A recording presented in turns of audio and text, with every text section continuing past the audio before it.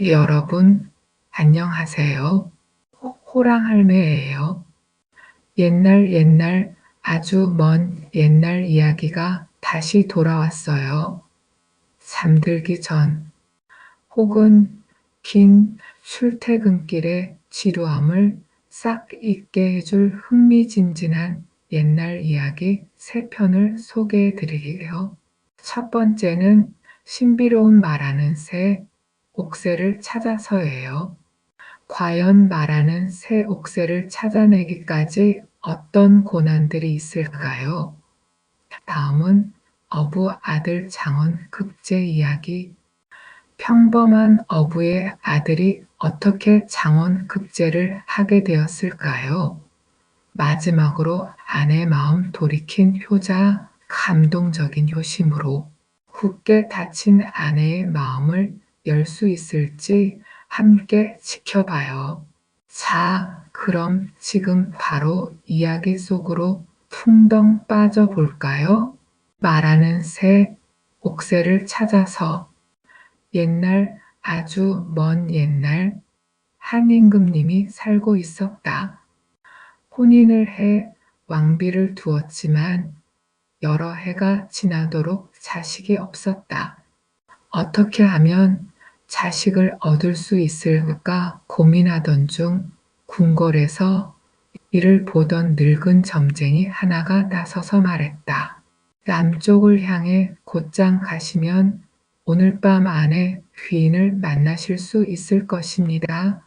임금은 그 말을 듣고 신하들을 모두 물리친 뒤 평복 차림으로 말을 타고 혼자 남쪽을 향해 길을 나섰다. 한참 남쪽으로 달리다 보니 저녁 무렵이 되었는데 사방이 숲을 뿐인 허벌판이었다. 임금은 이상하게 여기면서도 남십자성을 길잡이 삼아 어둠을 헤치고 나아갔다. 그러다 멀리서 깜빡이는 불빛이 보였다. 가까이 다가가 보니 금방이라도 쓰러질 듯한 작은 오두막집에서 불빛이 새어나오고 있었다. 임금이 다가가 살펴보니 안에서 젊은 여인들의 말소리가 들려왔다. 찢어진 문풍지 사이로 들여다보니 세 자매가 앉아 이야기를 나누고 있었다. 아이, 나는 언제 시집을 가려나? 지체 높은 집에 시집 가서 자수 놓으며 살았으면 좋겠어. 큰언니가 말하자 둘째가 받았다. 나는 돈 많은 상인에게 시집 가서 귀한 물건들을 마음껏 만져보고 싶어. 그러자 두 언니는 웃으며 막내에게 물었다. 너는 시집 가서 어떻게 살고 싶니? 막내는 수줍게 웃으며 말했다. 난 지체나 돈은 상관없고 그냥 아들, 딸, 삼남매 낳아 오순도순 살면 좋겠어. 그 말을 엿듣던 임금이 무릎을 탁 쳤다. 옳거니 저 처녀야말로 내 짝이로다. 임금은 바로 집 안으로 들어가 주인을 찾았다. 주인은 깜짝 놀라 밤중에 찾아온 손님을 맞이했다. 비록 임금의 옷을 입진 않았지만 한눈에도 귀티가 흐르는 모습이었다. 이 밤중에 이런 외진 곳에 어쩐 일로 오셨습니까? 오랫동안 자식이 없어 새 배필을 찾고 있습니다. 이 집에 귀한 처자가 있다는 말을 듣고 찾아왔습니다. 그때 저녁상을 차리던 세 자매 사이에 소란이 났다. 큰 딸과 둘째 딸이 서로 자신이 상을 들고 가겠다며 다투기 시작했다. 그 사이 막내딸이 조용히 상을 들고 방으로 들어가 임금 앞에 사뿐히 내려놓았다. 임금은 그 모습을 보고 말했다. 저 처자와 인연을 맺을 수 있게 해주시오. 하지만 저 아이는 막내인데요. 걱정 마시오. 다른 따님들도 좋은 사람과 짝지어 드리리다. 그리하여 오두막집의 막내딸은 임금의 둘째 왕비가 되었다. 임금은 큰딸은 지체 높은 사람에게, 둘째 딸은 부유한 상인에게 시집보내 소원을 이루게 해주었다. 새 왕비는 결혼 후 몇 달 만에 아이를 임신했다. 임금의 기쁨은 이루 말할 수 없었다. 그러나 이를 시기하는 이가 있었으니 바로 큰 왕비였다. 시골에서 온 새 왕비가 임금의 사랑을 받고 아기까지 잉태하자 큰 왕비는 그녀를 내쫓을 생각을 했다. 하지만 겉으로는 아무렇지 않은 듯 새 왕비의 임신을 축하했다. 새 왕비가 아기를 낳는 날, 큰 왕비는 해산을 돕는 척하며 아기가 나오자마자 솜의 싹품에 숨기고 미리 숨겨온 고양이 새끼를 대신 꺼내 놓았다. 그러고는 놀란 척 소리를 질렀다. 어머나, 사람이 아니라 고양이를 낳았어요. 궁궐은 그야말로 큰 소동이 벌어졌다. 그 사이 큰 왕비는 품에 숨긴 아기를 궁궐 서문 밖 수풀 속에 버리고 돌아왔다. 임금은 놀랐지만 새 왕비에 대한 사랑과 희망을 완전히 버리진 않았다. 그러나 얼마 뒤 새 왕비가 다시 아들을 낳자 큰 왕비는 이번엔 쥐와 바꿔치기 했다. 아기는 또다시 서문 밖 수풀에 버려졌다. 세 번째로 태어난 아이는 딸이었다. 큰 왕비는 그 아기마저 구렁이 새끼와 바꿔치기에 버리고 또다시 서문 밖 수풀에 버렸다. 임금은 큰 실망에 빠졌고 결국 새 왕비를 외면했다. 왕비는 궁궐의 외딴 별채에 갇혀 눈물과 한숨으로 나를 보냈다. 하지만 다행히 큰 왕비의 계략으로 버려진 아이들은 모두 살아 있었다. 숲 근처에 살던 숲지기가 울고 있는 아기들을 발견해 집으로 데려가 길렀던 것이다. 삼남매는 그의 손길 속에서 자라났고 숲지기는 그 아이들이 사연 깊은 귀한 자손임을 알고 정성껏 돌보았다. 그 아이들이 7, 8살쯤 되었을 때 숲지기와 아내는 함께 큰 병에 걸려 자리에 눕게 되었다. 이제는 다시 일어나지 못하리라는 걸 느낀 숲지기는 새 아이를 불러 조용히 말했다. 얘들아, 잘 들어라. 사실 너희들은 내 친자식이 아니란다. 아버지, 그게 무슨 말씀이세요? 너희들은 귀한 몸이야. 반드시 부모님을 찾아야 한다. 옥새를 구하면 소원을 이룰 수 있을 거야. 옥새요? 그게 뭐예요? 멀리 서쪽 나라에 가면 말을 하는 새가 있단다. 그걸 옥새라고 부르지. 세상의 모든 진실을 밝혀준다는 신비한 새야. 꼭 옥새를 찾아서 부모님을 만나고 너희들의 길을 찾도록 해라. 그 말을 유언으로 남기고 숲지기와 아내는 영원히 눈을 감았다. 삼남매는 구슬피 울며 자신들을 길러준 부모의 장례를 치렀다. 아버지의 유언을 잊으면 안 돼. 우리 옥새를 찾아 떠나자.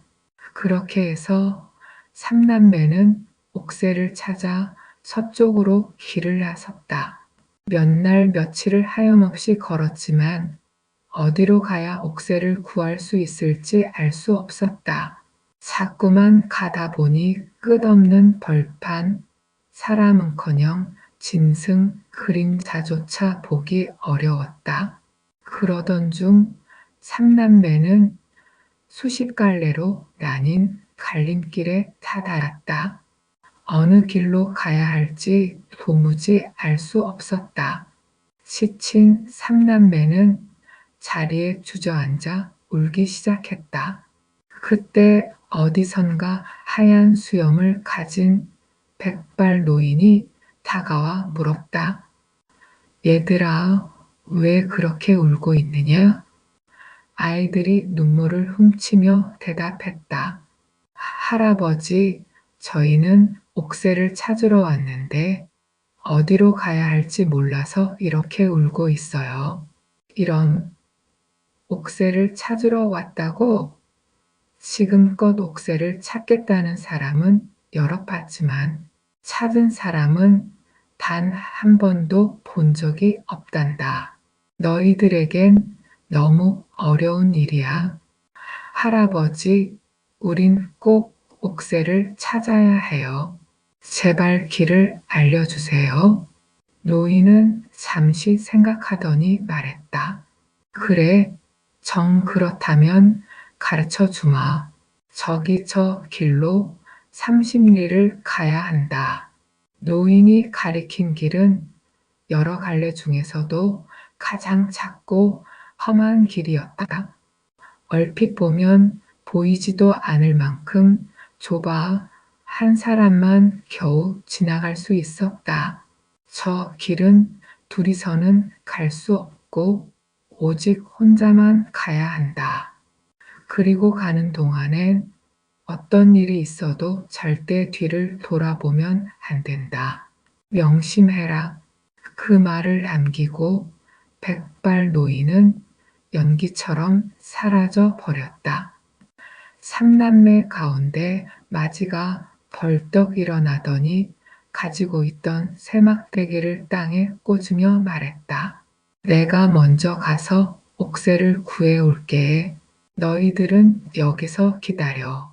이 막대기가 하얗게 반짝이면 내가 살아있는 거고 검게 변하면 내가 죽은 줄 알아. 마지는 노인이 가르쳐 준 좁은 길로 들어섰다. 길은 매우 험하고 가파랐다. 넘어지고 다치면서도 그는 앞만 바라보며 한없이 나아갔다. 그런데 한참을 가자 차가운 기운이 스며들고 어두운 숲속에서 무언가 튀어나올 것만 같았다. 그때 갑자기 뒤에서 으악 하는 여자의 비명이 들려왔다. 두려움에 떨던 마지는 그 소리에 깜짝 놀라 자기도 모르게 뒤를 돌아보고 말았다. 그 순간 그는 맥없이 쓰러지고 말았다.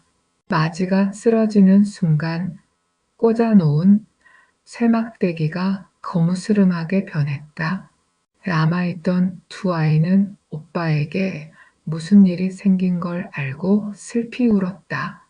이번에는 둘째가 일어나 쇠막대기를 꽂으며 말했다. 이제 내 차례야.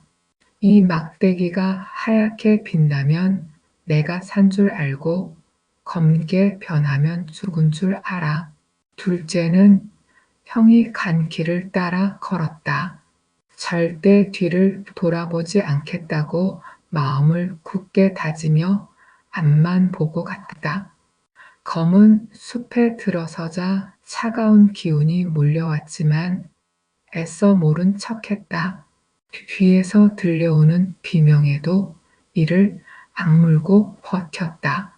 하지만 바로 등 뒤에서 동생아, 나야 하는 형의 목소리가 들리자 그만 고개를 돌리고 말았다. 그 순간 둘째도 맥없이 쓰러졌다. 형에 이어 둘째가 꽂은 새막대기마저 검게 변하자 혼자 남은 막내 누이는 가슴이 미어졌다. 그녀는 주먹으로 눈물을 훔치며 오빠들이 간 길을 따라 걷기 시작했다. 누이는 솜을 동글동글 뭉쳐 귀를 꼭 막은 채 험한 길을 헤치며 앞으로만 나아갔다. 오로지 앞을 향해 갈 뿐 아무 생각도 아무 느낌도 없었다. 차가운 기운이 몰려오고 비명이 울리고 전연 잡아라 하는 소리가 들리고 두 오빠의 애절한 울음소리까지 들려왔지만 막내는 들었는지 못 들었는지 두 주먹을 꼭 쥐고 오직 앞으로만 걸었다. 그렇게 얼마를 정신없이 달렸는지 갑자기 검은 숲이 사라지고 앞이 환하게 트였다. 오색빛으로 물든 아름다운 숲속에 작은 샘이 있었고 그 샘 위로 뻗은 나뭇가지에 옥빛 새 한 마리가 고요히 앉아 있었다. 얘야, 내가 옥새니? 그러자 놀랍게도 그 새가 말을 했다. 네, 제가 옥새랍니다. 이제야 주인님을 만나 뵙네요. 그러고는 옥새가 막내의 어깨 위로 폴폴 날아와 사뿐히 앉았다. 저 샘물 한 병을 떠 가세요. 막내는 옥새가 시키는 대로 샘물을 한 병 가득 담았다.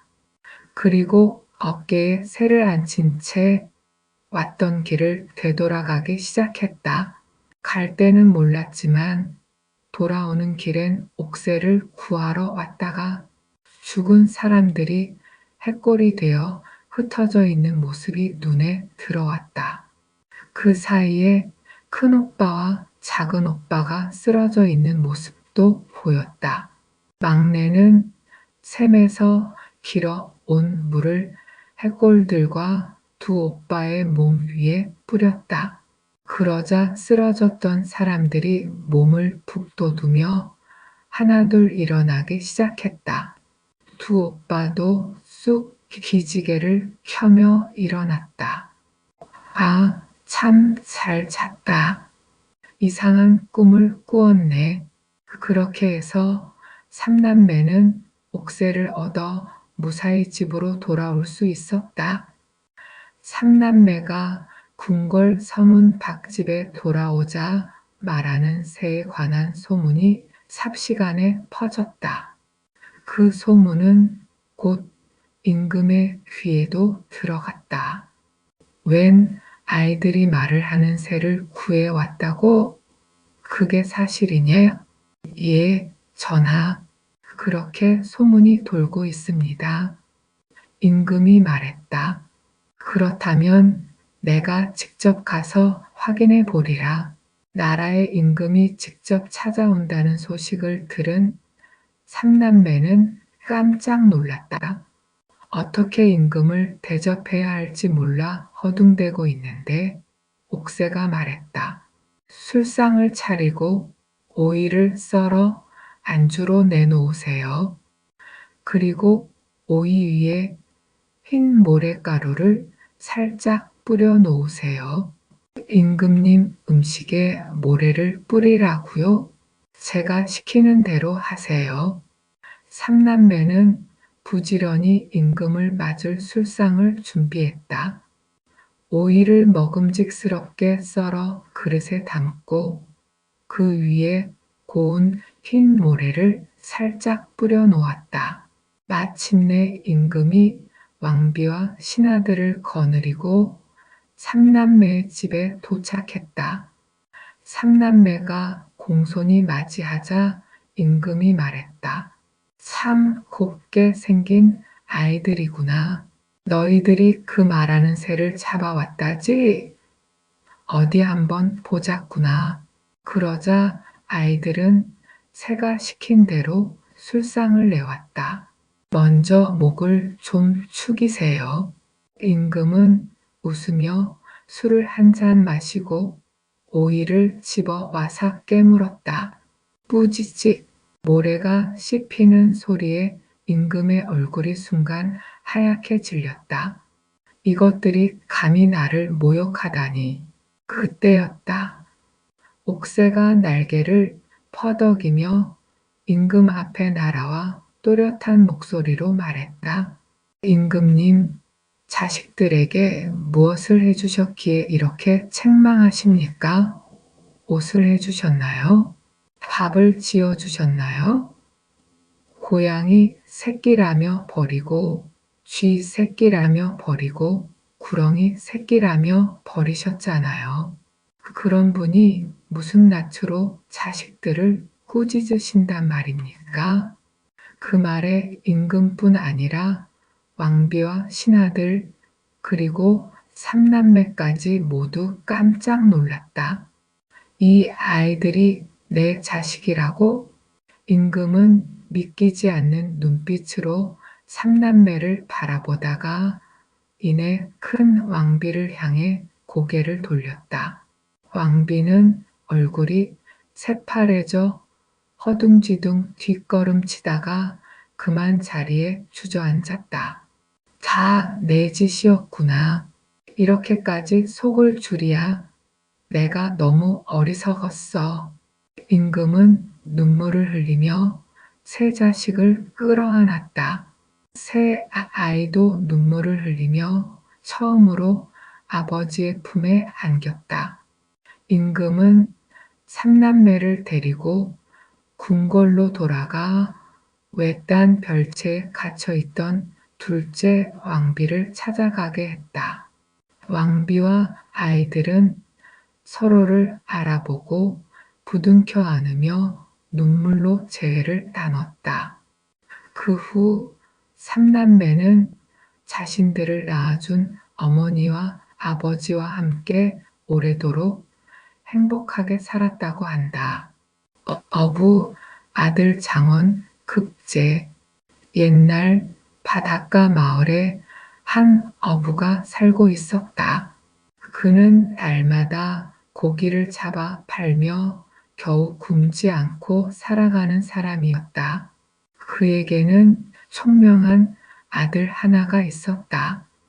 어느 날 그 아들이 아버지에게 뜻밖의 말을 꺼냈다. 아버지, 저도 서당에 다니게 해주세요. 아버지는 눈이 휘둥그레졌다. 아니, 그게 무슨 말이냐? 서당은 양반집 도령들이나 다니는 곳이야. 우리 같은 상놈은 받아주지도 않는다. 또 공부를 한들 세상에 써먹지도 못할 텐데 그게 무슨 소용이 있단 말이냐? 하지만 아들은 뜻을 굽히지 않았다. 공부를 못하느니 차라리 죽는 게 낫겠습니다. 아들의 간절한 말에 아버지는 차마 그 마음을 외면할 수가 없었다. 한참을 생각하던 어부는 기운 없는 목소리로 말했다. 그래, 내가 어떻게든 해보마. 기다려 보거라. 그날부터 어부는 바다에서 잡은 물고기 중 가장 좋은 것을 골라 매일 서당 훈장님 댁에 갖다 드렸다. 훈장은 마침 살림이 넉넉하지 않아 어부가 가져오는 생선을 고맙게 받아 먹었다. 어느 날 아침 훈장이 문을 나서려는데 어부가 마당에 무릎을 꿇고 엎드려 있었다. 아니, 이게 무슨 일인가? 선생님, 소원이 하나 있습니다. 제발 제 소원을 들어주십시오. 소원이라니? 저에게 아들 하나 있는데 공부를 못하면 차라리 죽겠다고 합니다. 그 아이를 제자로 받아 가르침을 베풀어 주십시오. 훈장은 잠시 고민하더니 말했다. 알겠네. 내가 한번 해보겠으니 내일부터 아들을 서당으로 보내게. 정말 고맙습니다, 선생님. 다음 날 어부의 아들은 날아갈 듯한 마음으로 서당으로 갔다. 그러나 서당에 도착하자 양반 도령들이 눈을 치켜뜨고 조롱하기 시작했다. 저 꼴 좀 봐. 저 더러운 놈은 누구야? 심부름 왔겠지. 이봐, 여기 요강 좀 비워라. 아이가 얼굴이 빨개져 어쩔 줄 몰라 하고 있을 때 서당 훈장이 들어왔다. 그는 그 모습을 보고 말했다. 내가 바로 그 아이구나. 상민의 자식이지만 학문의 뜻이 있다니 기특하구나. 이왕 결심했으니 열심히 공부해라. 그리고 아이를 방 안으로 들이려 하자 도령들이 앞을 막고 떠들기 시작했다. 스승님, 안 됩니다. 상놈의 자식과 같은 방에서 공부를 하라니요? 그렇게 하신다면 저희는 모두 돌아가겠습니다. 훈장은 곤란해졌다. 좋다. 하지만 저 아이가 마당에서 공부하는 것까지 막을 순 없겠지? 그것도 싫다면 다들 돌아가거라. 도령들이 잠시 웅성거리다 잠잠해지자 훈장이 어부의 아들에게 말했다. 정말 공부를 하고 싶다면 마당에서라도 하면 되지 않겠느냐? 그렇게 하겠습니다, 선생님. 그날부터 어부의 아들은 마당에 앉아 공부를 시작했다. 그는 방 안에서 들려오는 말소리를 귀 기울여 듣고 토시 하나도 놓치지 않으려 했었다. 비가 오나 눈이 오나 하루도 빠짐없이 정성을 다해 공부하자 3년 만에 어부의 아들은 양반 도령들은 물론 스승을 능가할 정도의 실력을 갖추게 되었다. 그때 나라에서 과거를 연다는 방이 붙었다.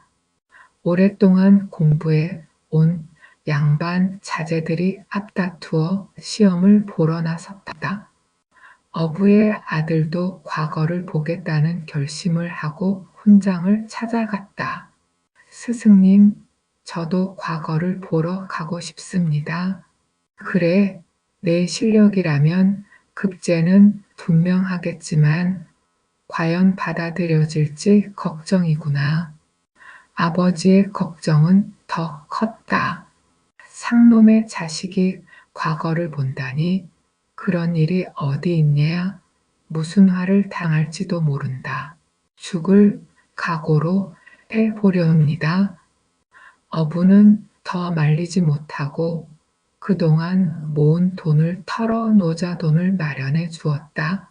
돌아올 길은커녕 가는데도 빠듯한 돈이었지만 아들은 감사한 마음으로 괴나리 보침을 메고 한양으로 향했다.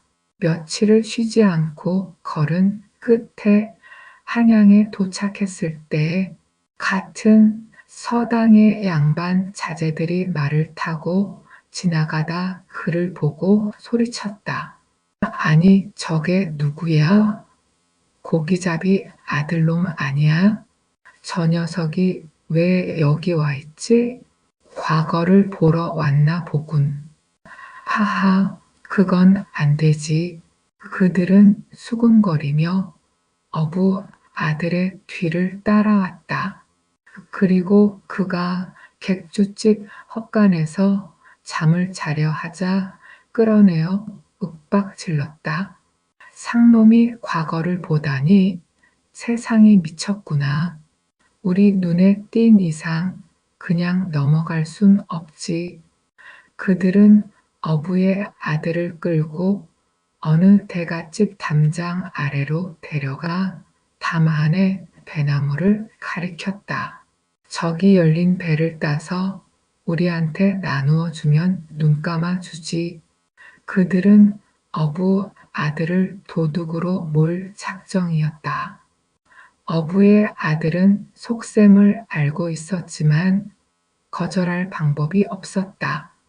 결국 그들의 손에 떠밀려 잠을 넘어 배나무에 오르기 시작했다. 누가 배나무에 올라갔다. 도둑이다.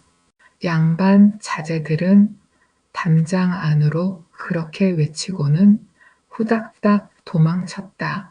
그 대갓집은 나라의 큰 벼슬아치 정대감의 집이었다.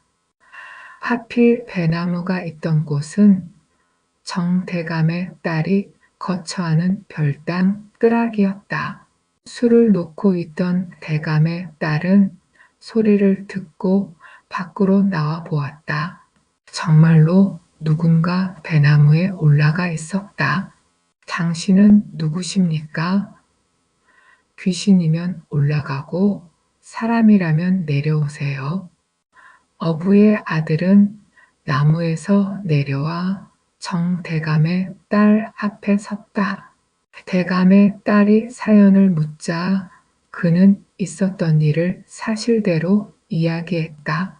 딸은 그 이야기를 들으며 자세히 살펴보니 행색은 남루했지만 용모와 말투가 예사롭지 않았다.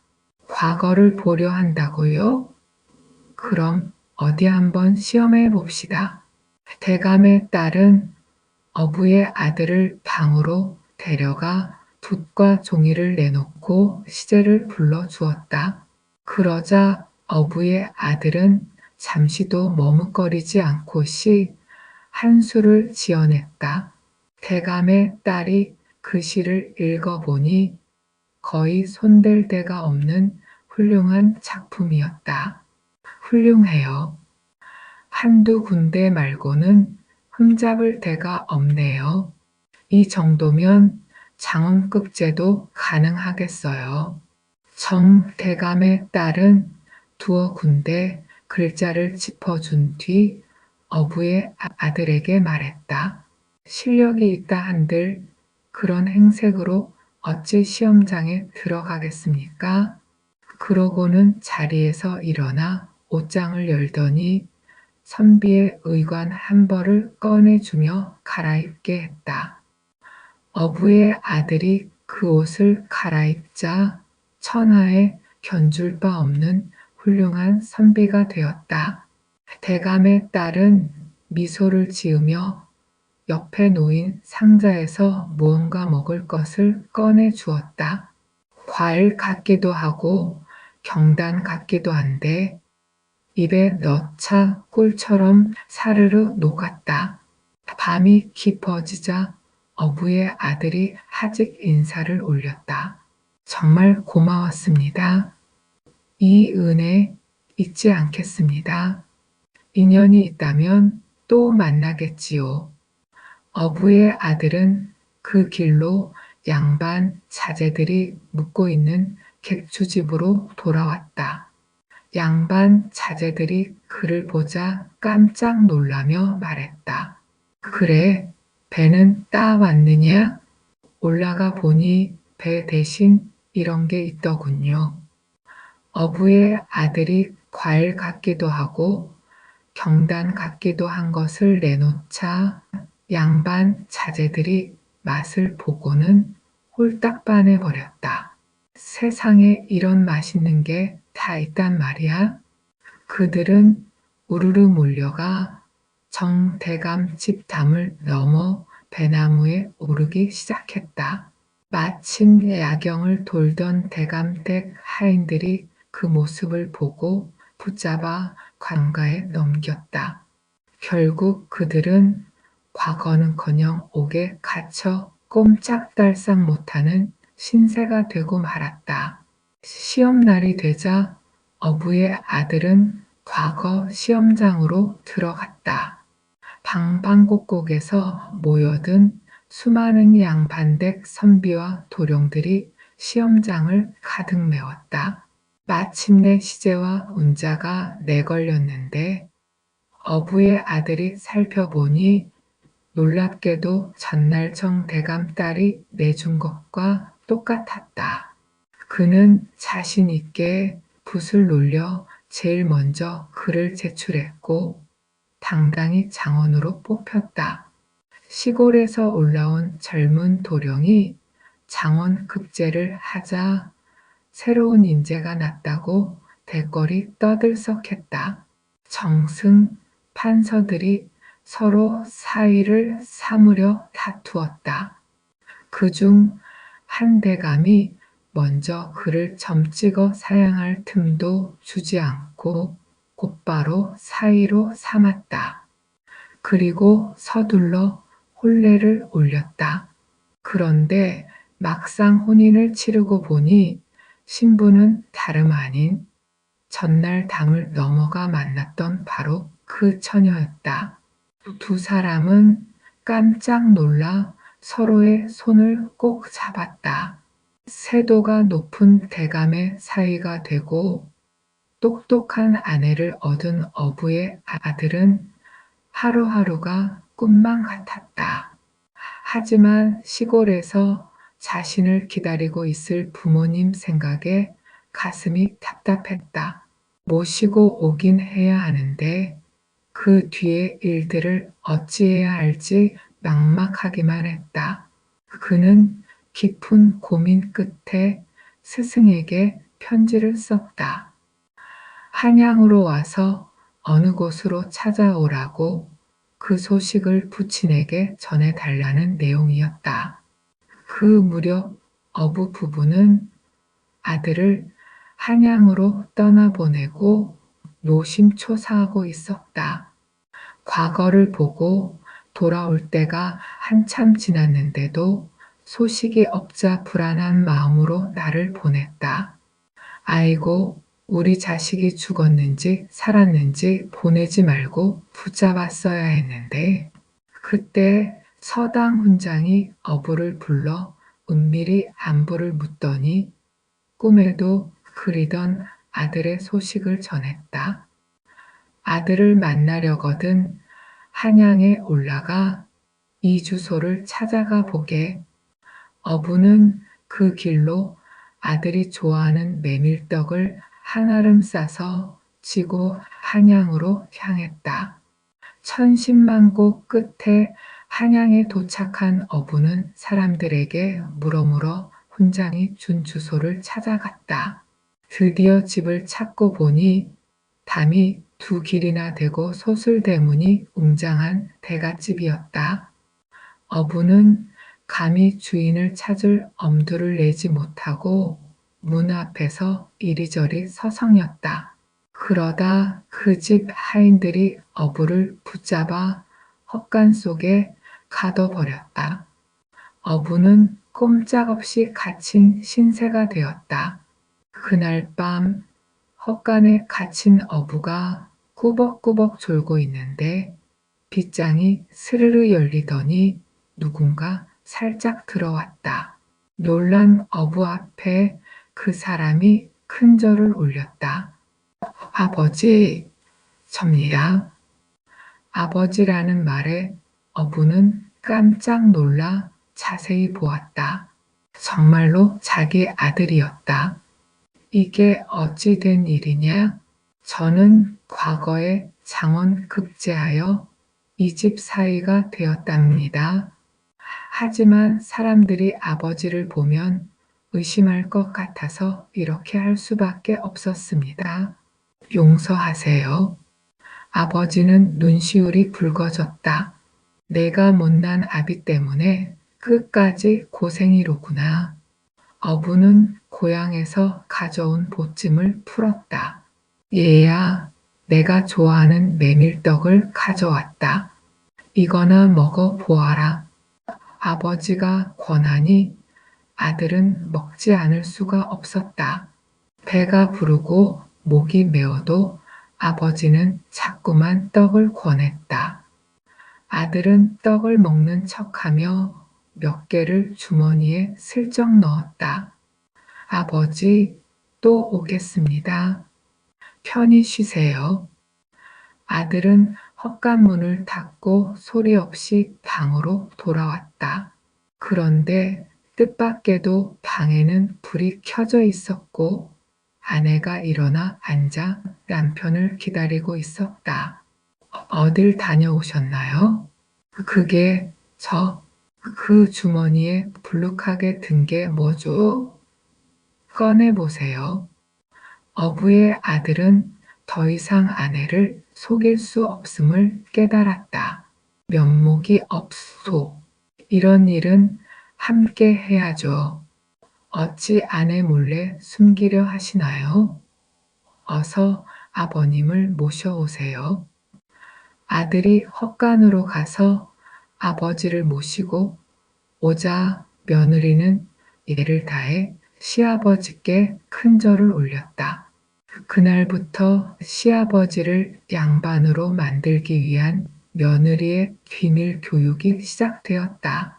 살하게 아버지를 숨겨두고 입는 법과 먹는 법, 걷는 법과 말하는 법까지 하나하나 가르쳤다.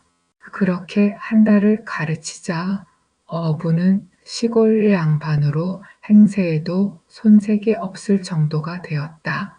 이제 됐습니다. 본가로 내려가셨다가 정식으로 찾아오세요. 어부는 며느리가 가르치는 대로 고향에 내려가서 한양으로 간다는 통지를 놓은 다음 정대감 댁으로 향하였다. 시골에서 사돈이 온다는 소식을 받은 정대감은 고간대작을 다 모아놓고 잔치를 벌여 사돈을 맞이했다. 어부가 의관을 정제한 모습으로 대감 집에 도착하니 누가 봐도 당당한 시골 양반이었다. 행동거지나 말하는 모습도 꽤나 의젓했다. 자, 오늘은 즐거운 날이니 다 함께 드십시다. 그런데 술 때문에 문제가 벌어졌다.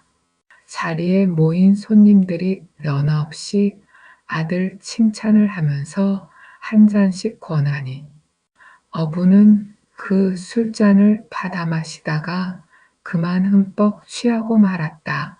이때 어떤 손님 하나가 자, 취응이 도도하니 우리 노래라도 한 곡조씩 뽑아봅시다 하더니 흥취 있게 한 곡조를 뽑아 놓았다. 그러고는 노래가 끝나자 어부한테 노래를 청했다. 자, 이제 시골에서 오신 양반의 노래를 들어봅시다. 그래요. 어디 한번 들어봅시다. 손님들이 다들 손뼉을 치며 권하자 어부는 취한 기분에 자리에서 일어나 흥겹게 노래를 부르기 시작했다. 어기여차, 어야, 뒤어라, 노를 저어라. 이 고기 저 고기, 이 물속의 고기가 모두 다 내 것이로다. 어야, 뒤어라. 순간 좌중이 찬물을 끼얹은 듯이 조용해졌다. 그리고 손님들이 하나둘 일어나서 집으로 돌아가기 시작했다. 정대감은 얼굴이 흑빛이 되어 아무 말도 못하고 있었다. 그도 그럴 것이 그것은 고기잡이를 하는 천한 사람이나 부를 법한 노래였던 것이다. 정대감은 당장 사위를 불러서 호통을 쳤다. 감히 나를 속이다니. 당장 저자와 함께 이 집에서 나가라. 어부의 아들이 감히 변명을 못하고 나가려고 하는데 그 아내가 나서서 말했다. 아버지, 저의 지아비를 내치시면 소녀 또한 나가겠습니다. 그러자 정대감이 더욱 화가 나서 소리쳤다. 오냐, 내 맘대로 해라. 그 대신 다시는 집에 들어올 생각을 말아라. 그렇게 해서 어부의 아들과 대감 딸은 하루아침에 집에서 쫓겨나 방황하는 신세가 되고 말았다. 속절없이 한양 장안을 벗어나 시골을 향해 힘없이 걸음을 옮기던 어느 날 일행은 한 커다란 객주집에서 조그만 방을 얻어 하루를 묵게 되었다. 그 객주집의 주인은 여관 말고도 무척이나 넓은 땅을 가진 엄청난 부자였다. 나라에서 둘째 가라면 서러울 정도였다. 그런데 그 사람이 우연히 어분의 일행을 보고는 정대감 딸의 미모에 혹하고 말았다. 그는 대감 딸을 빼앗을 욕심으로 어부의 아들에게 내기를 제안하였다. 나하고 내기합시다. 바둑을 한 판 두어서 내가 지면 재산을 다 드릴게리다. 내가 지면요? 그러면 당신 아내를 나한테 넘기오. 세상에 그런 내기가 어디 있단 말이오? 그런 소리는 하지도 마오.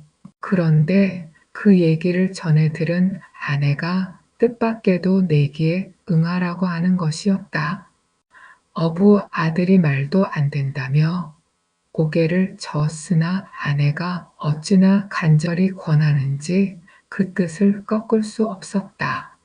결국 어부의 아들과 부자는 각기 아내와 전 재산을 내걸고 바둑 시합을 하게 되었다. 어부의 아들의 요청으로 한 달 후에 시합을 벌이게 되었다. 부자는 시합에 자신이 있었다. 그간 여러 사람과 바둑을 두어서 한 번도 진 적이 없는 터였다. 그에 비해 어부의 아들은 바둑돌이라고는 한 번 잡아 본 적도 없었다. 하지만 그 곁에는 아내가 있었다. 아내의 부친인 정대감은 나라의 국수로 이름날 정도로 바둑수가 높은 사람이었다. 정대감의 적수는 딱 한 명뿐이었으니 바로 자기 딸이었다. 정대감 딸은 그날부터 방에 들어박혀 어부의 아들에게 바둑을 가르치기 시작했다. 어부의 아들은 처음에는 막막했지만 머리가 영리하다 보니 금세 바둑에 눈을 떠서 수가 늘기 시작했다. 마침내 한 달이 다 찰 때에는 아내의 버금갈 정도의 고수가 되었다.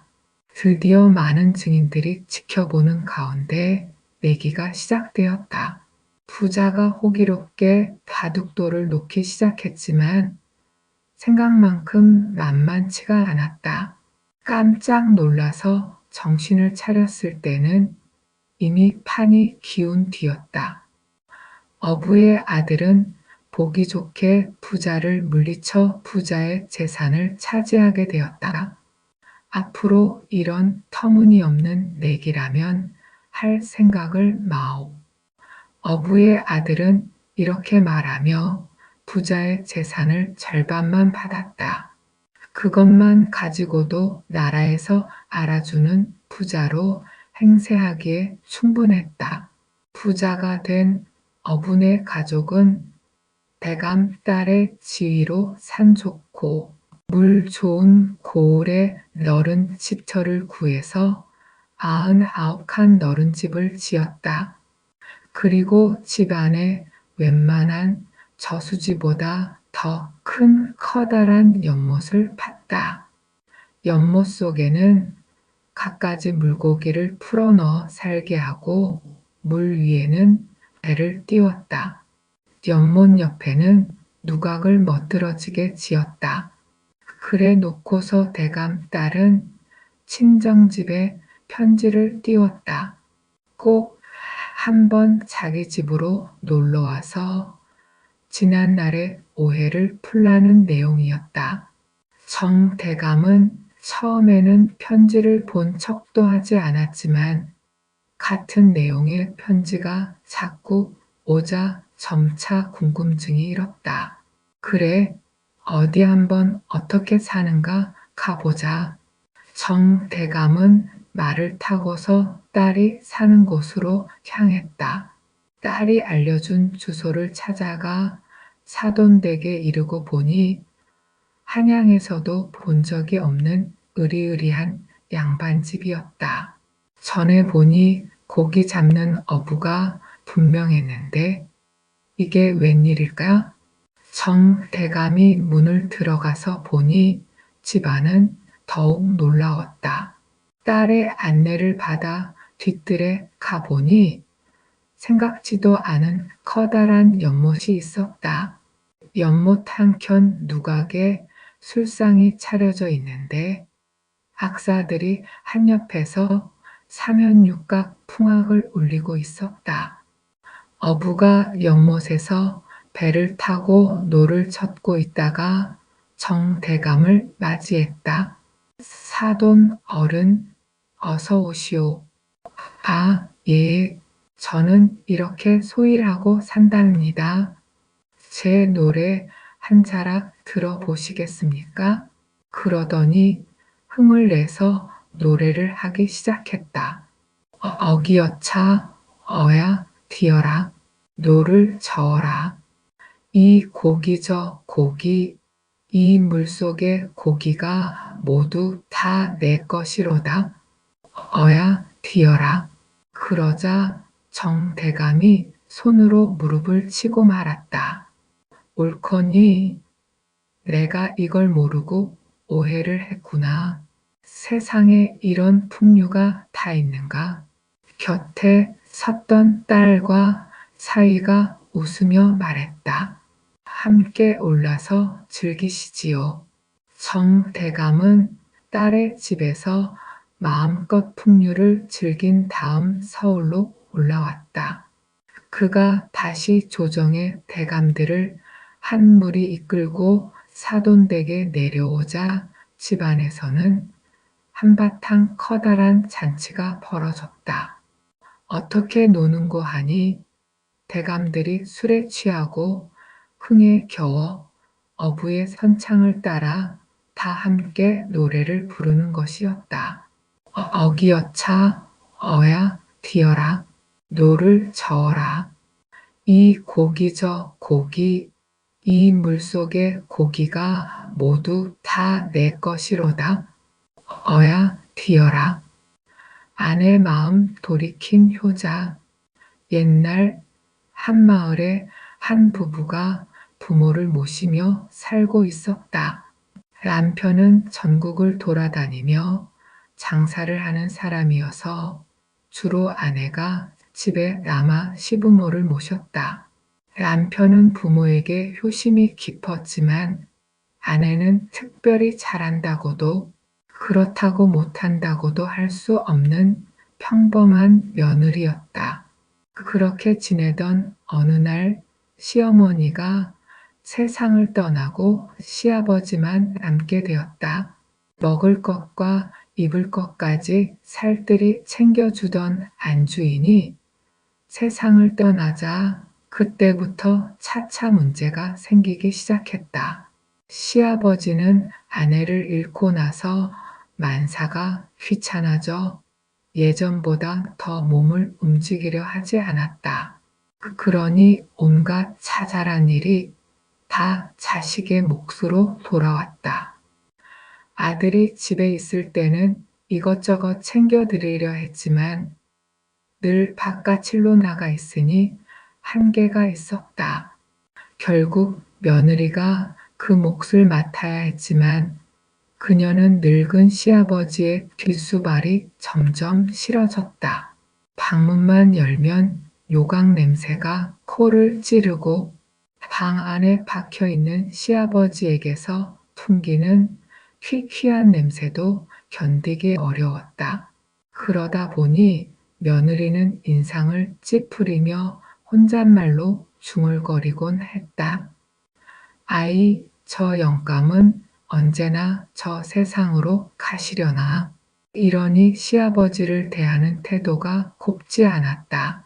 대꾸도 없이 퉁명스럽게 말하고 먹을 것과 입을 것도 성의 없이 챙겼다. 특히 먹는 게 문제였다. 음식을 조금만 주면 시아버지가 대소변을 덜 볼 거라 생각했고 또 몸이 약해져 빨리 세상을 떠나겠지 싶었다. 그래서 며느리는 점점 음식을 줄였고 주더라도 노인이 먹기 힘든 것들만 골라 주었다. 그렇게 되자 정말로 시아버지는 점점 쇠약해져 갔다. 어느 날 장사를 마치고 돌아온 아들이 아버지를 찾아 문안을 드렸다. 아버님, 요즘 불편하신 건 없으세요? 자꾸 약해지시니 걱정됩니다. 힘내셔야죠. 시아버지는 며느리 눈치를 보며 말했다. 그래, 나는 괜찮다. 하지만 아들은 그 눈빛이 이상했다. 그래서 아내가 잠시 자리를 비운 틈을 타 조용히 물었다. 아버님, 솔직히 말씀해 주세요. 불편한 게 있으시죠? 그러자 아버지가 한숨을 내쉬며 말했다. 얘야, 배가 고파서 못 살겠다. 뭐 좀 맛있는 걸 먹어봤으면 좋겠다. 그 말을 듣는 순간 아들은 모든 사정을 알아차렸다. 아내가 시아버지를 제대로 모시지 않고 있었던 것이다. 분하고 화가 치밀었다. 당장 아내를 불러 호통치려던 그는 잠시 생각을 가다듬었다. 내가 화를 낸다고 아내가 마음을 고쳐먹을까? 오히려 내가 없을 땐 더 구박하겠지. 그렇다고 집을 떠나지 않을 수도 없고 큰일이군. 그때 마침 아내가 돌아오자 남편은 아무 일도 없다는 듯 미소를 지으며 말을 꺼냈다. 그런데 말이야, 세상에 별일이 다 있더군. 무슨 일인데요? 이번에 북쪽 지방 장터에 갔더니 사람들이 잔뜩 모여 있더라고. 가보니 중국 사람들이 와서 노인네들을 사가는 게 아니겠어? 네, 노인을 사간다고요? 그래, 그것도 아무 노인이나 사는 게 아니야. 잘 먹어서 살이 통통 오른 노인만 골라서 사간다더군. 몸무게도 재보고 말이야. 며느리가 눈을 반짝이며 듣고 있자 남편은 슬쩍 말을 이어갔다. 요즘 우리 아버님 행색이 말이 아닌데 그 사람들한테 팔아버릴까? 중국 가면 호강시켜 준다던데 그게 진짜예요? 그럼 1년만 잘 먹이고 입혀서 살이 통통 오르면 팔아버리자고. 그러자 며느리는 마치 좋은 생각이 났다는 듯 귓가에 미소를 지었다. 다음 날 남편이 장사하러 떠나자 며느리의 태도가 돌변했다. 시아버지께 맛있는 음식을 듬뿍 차려드리고 남기지 말고 다 드시라고 권했다. 심지어 숟가락으로 떠서 먹여주기까지 했다. 시아버지는 놀라서 눈이 동그래졌다. 이게 웬일이냐? 맛있구나. 너도 먹어라. 하며 며느리가 차린 음식을 맛있게 드셨다. 그렇게 한 달, 2달, 6달이 지나자 시아버지는 정말로 살이 오르고 얼굴빛이 환해졌다. 날마다 좋은 음식을 드시고 기분이 좋아지니 몸도 점차 움직이기 시작했다. 마당을 쓸고 손주를 돌보고 밭에 나가 김을 메고 걸음까지 터다 날랐다. 며느리가 만류했다. 아버님, 그냥 방에서 쉬세요.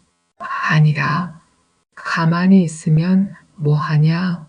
몸이라도 좀 움직여야지. 그렇게 1년이 흘렀다.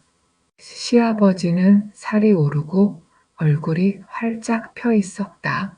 남편이 아내를 불러 말했다. 이제 됐어. 저렇게 살도 오르고 건강해지셨으니 중국 사람들이 무척 좋아하겠어. 이번 장날에 팔아버리자고.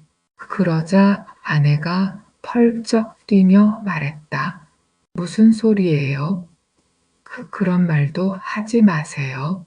지금 아버님이 우리 집에서 얼마나 큰 일을 하시는 줄 알아요? 그리고 아버님이 나한테 얼마나 잘해주시는데요. 맨날 집을 비우는 당신보다 10배는 낫거든요. 그런 소리 다시는 하지 마세요. 남편은 짐짓머쓱한 표정을 지으며 말했다. 어허, 그런가? 난 또 그가 돌아서서 살짝 웃은 건 아무도 몰랐다. 그 후 부부는 오래도록 노인을 잘 모시며 화목하게 살았다고 한다. 오늘 여러분께 들려드린 3가지 흥미로운 이야기, 바로 말하는 새, 옥새를 찾아서 어부 아들 장원, 급제, 그리고 감동적인 아내 마음 돌이킨 효자 이야기 모두 즐겁게 감상하시고 편안한 시간 되셨나요? 옛날 이야기 속에는 우리 조상들의 삶의 지혜와 따뜻한 마음씨가 고스란히 녹아 있답니다. 이 이야기들을 통해 삶의 소중한 교훈을 배우고 때로는 즐거운 웃음과 가슴 뭉클한 감동을 느끼시면서 마음이 더욱 풍요로워지는 소중한 시간이었기를 진심으로 바랍니다. 앞으로도 더욱 다채롭고 재미있으면서도 유익한 이야기들을 엄선하여 여러분께 계속해서 들려드릴 것을 약속드립니다. 다음번에는 또 어떤 흥미진진한 이야기로 여러분을 찾아뵐 수 있을지 저 또한 무척 기대가 됩니다. 그럼 다음에 또 꼭 만나요.